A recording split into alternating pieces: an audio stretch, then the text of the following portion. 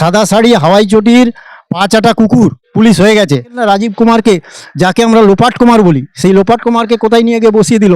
তাহলে কি এতদিন খালি উর্দিটা পড়েছিল, তারপরে উর্দির পর এবার তৃণমূলের ঝান্ডা ধরে নিল। ভাইপো কি মানুষের উপকার করবে? ও তো কয়লা চুরি, গরু চুরি, সমস্ত চুরি, যত রকম চুরি আছে সমস্ত চুরিতে উনি লিপ্ত।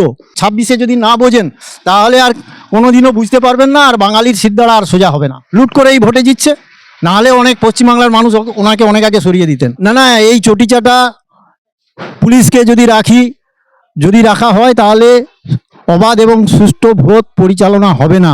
এরা তো সাদা শাড়ি হাওয়াই চটির পা চাটা কুকুর পুলিশ হয়ে গেছে, আর এরা মন্দিরের ঘন্টা। পুলিশের কোনো দাম নেই।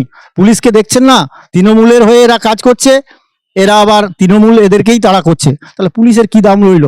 অতএব আমরা যে বলি যে পুলিশ তুমি উর্দি ছাড়ো, তৃণমূলের ঝান্ডা ধরো, তা সেই পরিস্থিতি তো করে দিয়েছে। দেখেন না রাজীব কুমারকে, যাকে আমরা লোপাট কুমার বলি, সেই লোপাট কুমারকে কোথায় নিয়ে গিয়ে বসিয়ে দিল।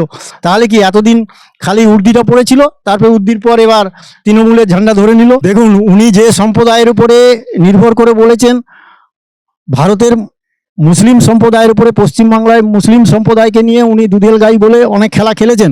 আজকের শিক্ষিত মুসলিমরা তো অনেক আগে বুঝেছেন। তাছাড়া মুসলিম সমাজ আজকের অনেক বেশি জাগ্রত। হ্যাঁ, ওনারা জেগে গেছেন, ওরা বুঝে গেছে যে পিসি পাইপোর ঢপ বাজিয়ে আর চলবে না, চলতে পারে না।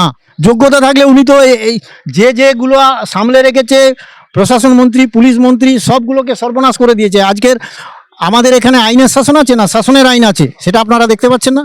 সারা দিদিকে কি বলবো, দিদি তো চাইছে ওই চটি চাটাদের পুষে রেখে ও লাঠি মেরে সবাইকে, পাবলিককে ভোট না দিতে দিয়ে ভোট উনি লুট করছে। লুট করেই ভোটে জিতছে, নাহলে অনেক পশ্চিমবাংলার মানুষ ওনাকে অনেক আগে সরিয়ে দিতেন। যদি এবার 26-এ ক্ষমতায় আসেন লুটপাট ছাপ্পা মেরে, তাহলে ওনাকে বলে দিন যে নেপালের মতো, শ্রীলঙ্কার মতো এবং হাসিনার মতো অবস্থা ওনার হবে।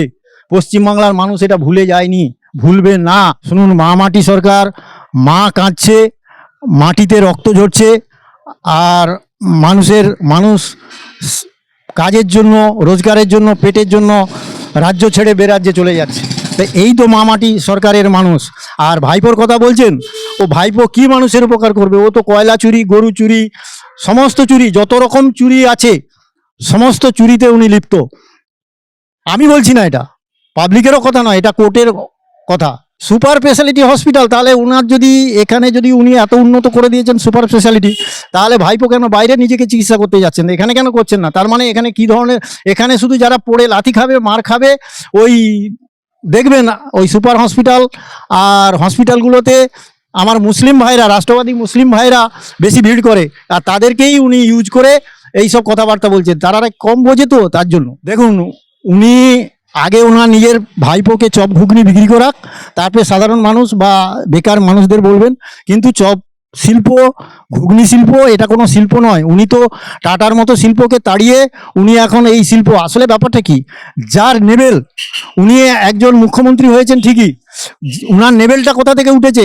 আমার পশ্চিমবাংলার মানুষ যদি আজ ওই 26-এ যদি না বোঝেন তাহলে আর কোনোদিনও বুঝতে পারবেন না, আর বাঙালির সিদ্ধারা আর সোজা হবে না। ভোট ঘোষণার পর ওনারা স্বরাষ্ট্র সচিব এবং মুখ্য সচিবকে সরিয়ে দিয়েছেন, এবং আগামী দিনে আরও অন্তত 114 জন ওনাদের নজরে আছেন। অতএব দিদির খেলা শেষ, দিদি আর খেলতে পারবেন না।